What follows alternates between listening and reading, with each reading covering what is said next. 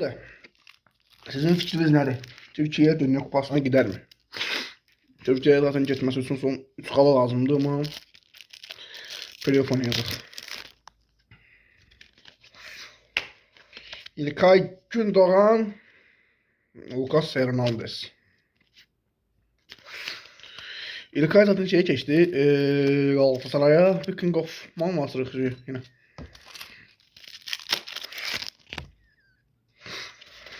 Yusuf En-Nesyri, Mbappe, Marmuş, Okan Buruk. Evet.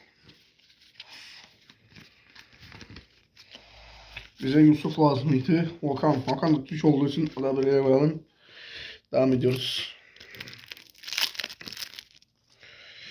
Test ataq. Filip Kostik, Dani Olmo. Fenerbahçe 3 Dani Olmo'nu da alıyoruz ya buraya.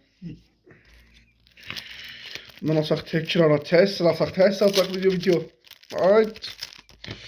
25-26 sezondan Donnarumma, Di Marco. Vaxtımı apar diye boş-boşuna prosta kart. Kim geldi lan? Alexander Arnold McAllister.